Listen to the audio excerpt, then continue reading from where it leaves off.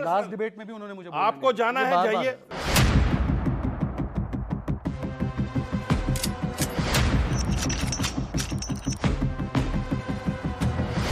कि जब अपनी बारी होगी तो कागज नहीं दिखाएंगे, अब इन्हें कागज चाहिए। मैं तिरंगे के लिए बैटिंग कर रहा हूं। अब मैंने आपके बीच में नहीं बोला मौलाना साहब, मैंने पूरा आपको 9 सम्मान लाख दिया। एकड़ हुआ ही नहीं। झूठ झूठ। आप शांत आप पेपर, आपकी मर्जी है, जिसको जाना है जा सकता है, फ्री है सर।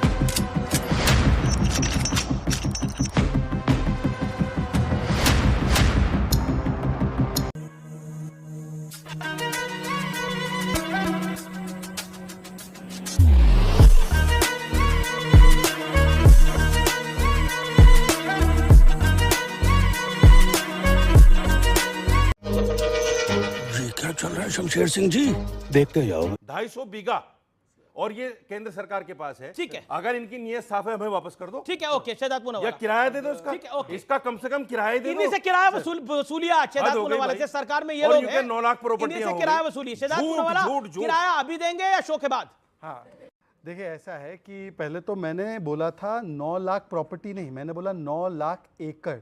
उन्होंने प्रॉपर्टी, वो सही बोल रहे, 3 लाख प्रॉपर्टी से 9 लाख प्रॉपर्टी भी हुई है, पर मैंने 9 लाख एकड़ बोला, मतलब साइज भी जो है वो बड़ी है, उसका हिसाब ये है। जी नहीं, प्लीज सर, बिल्कुल। अब मैंने आपके बीच में नहीं बोला मौलाना साहब, मैंने पूरा आपको 9 सम्मान लाख दिया। एकड़ हुआ ही नहीं। अरे आप भाई, मुझे फहरिस्त दे दो भाई, पर ये कागज कम से दे कम दो उसका। देखिए, अभी आपने 80 में मुझे बोला, उसका कागज अब दे दो। मेरी बारी है तो मुझे बोलने नहीं दिया जा कागज दे रहा। दो। और मैं आपको बताऊं क्यों नहीं बोलने दिया जा रहा, मैं आपको बताऊं क्यों नहीं बोलने दिया जा रहा, मैं आपको बताता हूं क्यों नहीं बोलने दिया जा रहा है, क्योंकि मैं आपको बताता हूं, मैं आपको बताता हूं क्यों नहीं बोलने दिया जा रहा है। मैं आपको, हाँ, सबका 9 लाख एकड़ का कागज, मैं जवाब देने को तैयार, ठीक है, ठीक है, जवाब देने को तैयार, जवाब देने को तैयार। हाँ, ठीक है, कागज चाहिए ना?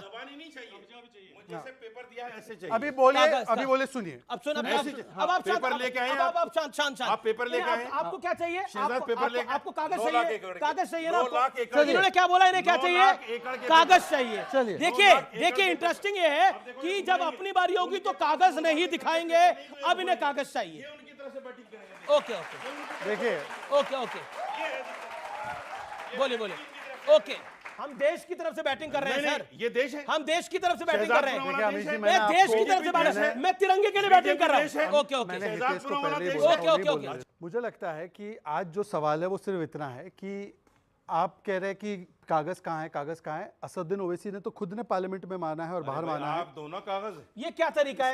या तो क्या मतलब है इसमें? मैंने ये अनफेयर है सर, अब आप बीच में बोल रहे हैं। कौन सी बात है? मैं नहीं कर मैं पाऊंगा, मैंने हितेश को पहले ही बोला था कि मैं इस प्रकार की डिबेट नहीं करूंगा। मुझे डिबेट रोकनी पड़ जाएगी अगर ऐसे होगा। माफी चाहता हूँ, हितेश से मेरे पहली कमिटमेंट हुई थी, उन्होंने मुझे समझाया था, बताया था कि नहीं करेंगे। जब मैंने बोला है तो मैंने पेपर दिखाया, आपने बोला, मैंने तो पूरा सम्मान भी दिया। पेपर देने में क्या दिक्कत? कोई समस्या नहीं, मौलाना साहब आप डिबेट कीजिए, आप रुकेंगे ना फिर अपनी चर्चा के लिए? बोलिए की बात है। एक सेकंड, आप एक ये अमित जी, एक्चुअली ये पर्सनल है, उनको मेरे से कोई समस्या है।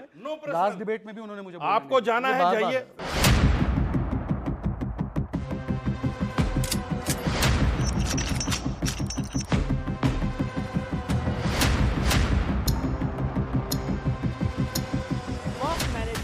ऑफ इंडिया है, ये मिनिस्ट्री ऑफ माइनॉरिटी अफेयर्स की वेबसाइट है। जितनी वह प्रॉपर्टी आज तक दर्ज हुई है सबका गजट नोटिफिकेशन है और सारी प्रॉपर्टी वहां पे दर्ज है। इनको कागज चाहिए वहां से ले सकते हैं। Point number 1। पॉइंट नंबर 2 सुन लीजिए, एक मिनट सर, सुन लीजिए। आंध्र प्रदेश हाईकोर्ट का जजमेंट भी, अमीश जी मैं इनसे डायरेक्ट बात नहीं करता हूं, आपको भेज दूंगा, आप इनको व्हाट्सएप कर दीजिएगा। उसमें उन्होंने लिखा हुआ है, आंध्र प्रदेश हाईकोर्ट ने, हमारे आपके आंकड़े नहीं है। मैं बहुत रिस्पॉन्सिबली बात कह रहा हूं। जो आपने बात बोली डिफेंस और रेलवे के बाद, waqf is the 3rd highest land owner in the country. ये आप और मैं नहीं बोल रहे हैं, ये आंध्र प्रदेश हाईकोर्ट ने 2008 में बोला था और वो जजमेंट भी आपको दे दूंगा, सर को भेज दीजिएगा। ठीक है सर, मेरा क्वेश्चन ये है, जैसे कि हमारा ये इंडिया सेकुलर है, ठीक है, अभी आपने उनसे बोला कि हमें कागज़ दिखाइए, तो जैसे बाकी सभी धर्म के जो ज़मीन है उन पर सरकार का नियंत्रण है, तो इस पे क्यों नहीं होना चाहिए? आप लोग इसमें डर क्यों रहे? अगर आप सही हैं तो आप इसके सपोर्ट में खड़े हुए ना, आप इसके खिलाफ क्यों हैं? मेरा क्वेश्चन यही है। वक्फ बोर्ड सरकार के ही अधीन आता है, उसी की बॉडी बनती है, सरकार का ही चेयरमैन होता है, उसी के मेंबर्स होते हैं। हम तो मुसलमानों की बात, सर एक सेकंड, मुसलमानों की बात करनी है ना तो मुस्लिम महिलाओं की बात करते हैं। सर वक्फ बोर्ड में एक भी महिलाएं क्यों नहीं है? सर बिल में महिलाएं स्टेट से 2 महिलाएं और सेंटर में 2 महिलाएं। अधिकार है बोलने का, ये बोले कि नहीं बोले? बोलने का अधिकार है, बोलने दीजिए। मुझे मेरा अधिकार है, मुझे बोलने दीजिए। एक सेकेंड सर क्या ये जैसे 7 मेंबरों में 2 महिला मेंबर हैं। जैसे शहजाद इससे पूनावाला ज्यादा कितना पूरा लाओगे आप देश मुसलमानों रिप्रेजेंट नहीं करते, वैसे क्या 2 महिलाएं सिर्फ मुसलमान औरतों को करती है रिप्रेजेंट दूसरे? ओके राजकुमार भाटी, एक सवाल है कि वैसे तो आपको मुल्क सेक्युलर चाहिए, लेकिन सेक्युलर देश में वक्फ क्यों? नहीं, मैं जो बहन सवाल पूछ रही है, मैं नहीं कह रहा, हमारा संविधान कहता है हम भारत के लोग भारत को एक सर्वप्रभुत्व संपन्न समाजवादी पंथनिरपेक्ष लोकतंत्रात्मक गणराज्य बनाने के लिए, बाद में ऐड हुआ है हमारा संविधान यहीं शुरू होता है। 76 में ऐड हुआ है। ये देश पंथनिरपेक्ष देश है। दूसरी बात, मैंने ये नहीं कहा केवल वक्फ बोर्ड से ही सेकुलर हो जाएगा। सभी अल्पसंख्यक धर्मों को, मैंने बोला था, सभी अल्पसंख्यकों को अपने धार्मिक संस्थाओं का प्रबंधन करने, अपनी संपत्ति की देखभाल करने का अधिकार है। मेरा प्रश्न है कि पूजा पाठ सेक्युलर का देश अधिकार। में वक्फ क्यों? लेकिन इस चर्चा में मैं आपका जवाब दे रहा हूं। एक चर्चा में भाई शहजाद पूनावाला ने एक बहुत अच्छी बात कही है, वो गुम गई, उसमें सुनी नहीं ठीक से। उन्होंने कहा 15 अस्पतालों के नाम बता दो। मैं इस बात का समर्थन करता हूं। हमारी धार्मिक संस्थाओं को, चाहे किसी भी धर्म की हो, बच्चों के लिए स्कूल खोलने चाहिए, अस्पताल खोलनी चाहिए, जनता की सेवा के लिए काम करना चाहिए। इस मामले में किसी को बुरा लगे, लेकिन सच्चाई ये है हमारे सिख भाई और ईसाई इस मामले में हमसे बहुत आगे हैं, हिंदुओं से भी और मुसलमानों से भी। वो ऐसी ऐसी संस्थाएं चलाते हैं जिनमें फ्री इलाज करते हैं और फ्री बच्चों को शिक्षा देते हैं, हॉस्टल में रखते हैं। ना तो हमारे हिंदुओं की ऐसी संस्थाएं दिखाई देती हैं, ना मुस्लिम समाज के कुछ मदरसे हैं, लेकिन अच्छी इस स्टैंडर्ड की संस्थाएं खुलनी चाहिए ज्यादा से ज्यादा। इनको हिंदुओं में ऐसी चीज नहीं हमारे नहीं, आप बहुत ही जल्दी कर रहे हो यार। आपका नंबर आएगा और आपको तो हमेशा ही ज्यादा समय देते हैं अमीश जी, आप क्यों चिंता कर रहे हो? हमारे हिंदुओं में आपको सीटों के हिसाब से मिल रहा है ना। हाँ, तुमसे ज्यादा सीट आई है हमारी। हम यूपी की पार्टी है, तुमसे ज्यादा सीट आई है। डिबेट यूपी में हो रही है। चलिए अगर सीटों के हिसाब से करेंगे, सीटों के हिसाब से करेंगे तो रहमानी साहब का नंबर ही नहीं आएगा। मैं आखिरी वाक्य, मैं आलोचना के लिए या नाराज करने के लिए नहीं, हिंदुओं को जगाने के लिए कह रहा हूं। ये वाक्य, हमारे एक एक मंदिर के पास इतनी प्रॉपर्टी है कि ये मंदिर यूनिवर्सिटी चला सकते हैं, एम्स चला सकते हैं। इस तरफ ध्यान देना चाहिए। एक वाक्य ठीक है। आपको बता दूं कि केवल हिंदुओं के धार्मिक संस्थान हैं जिससे टैक्स सरकार वसूलती है, और कोई चर्च नहीं है, कोई मस्जिद नहीं है जिससे कि सरकार टैक्स लेती है, और हिंदुओं के टैक्स से। सुन लीजिए, अब ये पूरा मामला चल रहा है ना तिरुपति का। इसके लिए हम मोदी सरकार का विरोध करते हैं। मोदी सरकार अगर ऐसा करती है तो हम विरोध करते हैं। ओके ठीक कह रहे हैं मोदी सरकार ऐसा करती है, हम मोदी सरकार का विरोध करते हैं। राज्य सरकारें लगाती है टैक्स, हर जगह मोदी की सरकार है क्या? जहां पे तमिलनाडु में मोदी की सरकार है क्या? आ जाएगी तो आपके मुंह में गूंजेगी शक्कर। चलिए सुनिए, अब मेरी बात पूरी होने दीजिए। मैं ये कह रहा हूं कि भाई हिंदुओं के संस्थानों पर, अभी तिरुमला का मामला चल रहा है, हिंदुओं के संस्थानों पर जो टैक्स लगता है, वो संस्थान भी हॉस्पिटल चलाते हैं, और जो टैक्स लेते हैं वो टैक्स से हिंदू मुस्लिम सिख ईसाई के लिए सरकार हॉस्पिटल बनाती है। हिंदू दुगना टैक्स देता है, फिर भी ये हिंदुओं के पीछे पड़े। और आखिरी बात, मुझे शिकायत वक्फ बोर्ड से भी इतनी नहीं है। सुन लीजिए, ये जो निशिकांत दुबे ने बोला, हाँ मैं सबके बारे में जवाब देता हूं।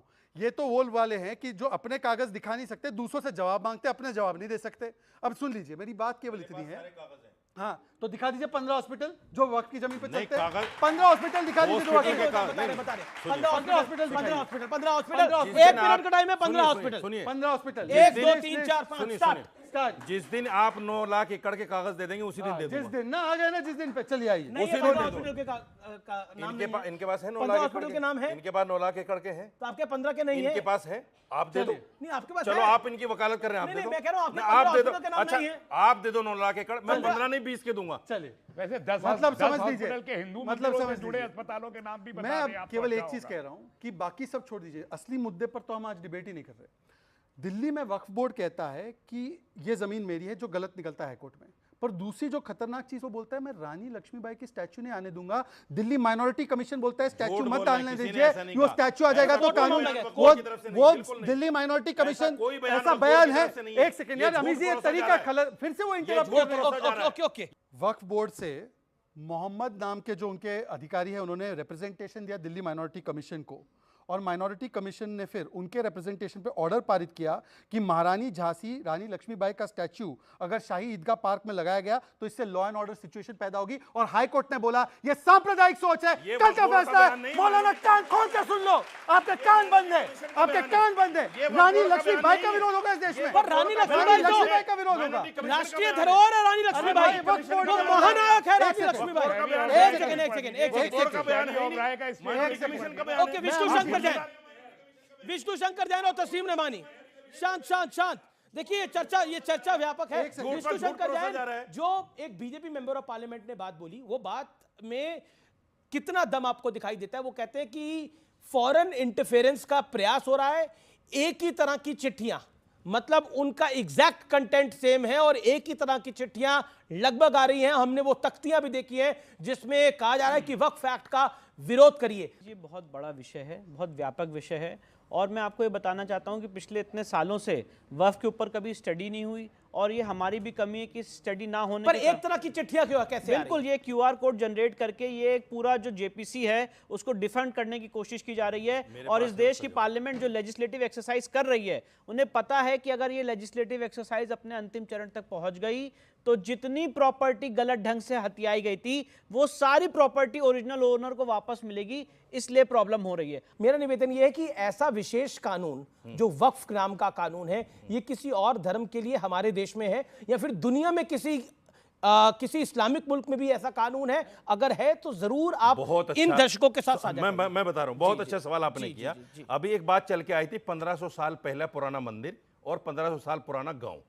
अब मुझसे सुनिए, शहजाद ने एक बात जिक्र की, मैं अप्रिशिएट करता हूं उस बात को। मोहम्मद सल्लल्लाहु अलैहि वसल्लम जो है वो 1400 साल पहले आए करीब, और ये वक्फ का जो मामला है ये उसके बाद शुरू हुआ, उसके पहले नहीं था। जो लोग 1500 साल पहले की जगह को क्लेम कर रहे हैं वो बीजेपी के लोग हैं, बीजेपी के सिखाए हुए लोग हैं कि ऐसा करो मुसलमानों को बदनाम करने के लिए। हमारे यहाँ वक्फ का तस्वुर ही नहीं था, हमारे यहाँ वक्फ था ही नहीं 1500 साल पहले, हमारे यहाँ 1500 साल पहले वक्फ था ही नहीं, तो हम क्लेम कैसे कर देंगे? ये तो इन्हीं के लोग हैं। अब मुझे जवाब, अब वो कह रहे हैं मस्जिदों से आवान हुआ। अब आपको बकायदा 3 मिनट पहले बोलने के लिए, ओके, अब आपका 1 मिनट है। अब बीजेपी के मुसलमान जवाब दें। हाँ, नहीं, बीजेपी के तो भारतीय है, आपके केवल मुसलमान ही बच गए। सुनिए, ऐसा है कि इन्होंने बोला कि ये 1500 साल पुराना वाला जो किस्सा है, 1500 साल पुराना वाला जो किस्सा है, ये तो भाजपा के लोगों ने करवाया।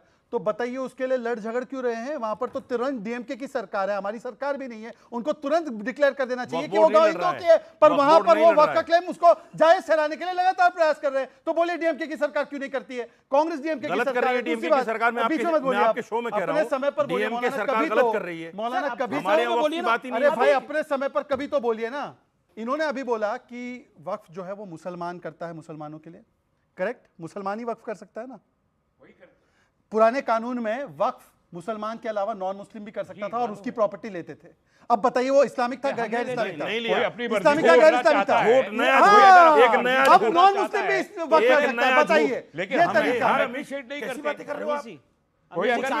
तो कानून चेंज होना चाहिए, कागज आ गए, आपको 40 से कागज आ गए, कागज आ गए, जो मौलाना साहब कागज आ गए, कागज आ गए, मौलाना साहब कागज आ गए, कागज आ गए, कागज आ गए, कागज आ गए। एक सेकंड, कौन से हिंदू ने वक्फ किया है और हमने लिया है, इसके भी कागज दे। ये तरीका नहीं, देखो बिल्कुल गलत। आप उधर जाइए, अपनी जगह पे जाइए। कौन से हिंदू ने वक्फ किया है और उसके पेपर कहाँ है वो मुझे दे दीजिए। ठीक है, आपसे पेपर मांगे। अच्छा, मुझे मेरे भाई से पूछा था कि भैया कागज दिखा दीजिए, कोई से पेपर नहीं है इनके पास। जस्टिस गुलाम मोहम्मद का जजमेंट है, मैंने आपको व्हाट्सएप कर दिया, सामने रखिए कागज। हाँ, ये कागज है भैया, जस्टिस गुलाम मोहम्मद का जजमेंट है, मैंने आपको व्हाट्सएप कर दिया, आप इनको भेज दीजिएगा जी। अब पैराग्राफ 30, अरे मुझे पोस्टमैन क्यों बना रहे हैं आप सब लोग? बात नहीं कर, जी वो पता नहीं क्या क्या बोल देंगे इसलिए। पैराग्राफ 30 पढ़ के सुना दे रहा हूं और सुन लीजिए। The institution of Waqf in India is about 1000 years old. Huge extents of land have been dedicated as waqf by Muslim rulers and the ruled alike for religious and charitable purpose. The approximate number of registered waqf properties in India is stated to be 3 lakhs and account for 4 lakh acres of land throughout the country, and this makes waqf the third largest landowner after the railway and defense. The administration of waqf has been subject. Andhra Pradesh high court, Andhra Pradesh high court, justice Ghulam Mohammed 2008 का है, आज पता नहीं number दिया होगा, पता नहीं। अब कागज है, अब कागज आ गया। और सुनिए, अब सुनिए, अब एक सेकंड, अब एक सेकंड। तो आर पार में मैं रुकूंगा एक अंतराल के लिए, लेकिन अंतराल के उस पार यानी ब्रेक के उस पार व्यूअर्स इस चर्चा को और आगे बढ़ाएंगे। मेरे युवा मित्र यहां पर पूछेंगे धारदार सवाल, क्योंकि वक्त एक बहुत बड़ा मुद्दा है और इस बड़े मुद्दे पर यह बड़ी चर्चा देश की आवश्यकता है, और जो देश की आवश्यकता है वो आर पार आपके समक्ष लेके आता है। देश का नंबर 1 कार्यक्रम आर पार ब्रेक के बाद भी जारी है। आपकी मर्जी है, जिसको जाना है जा सकता है, फ्री है सर।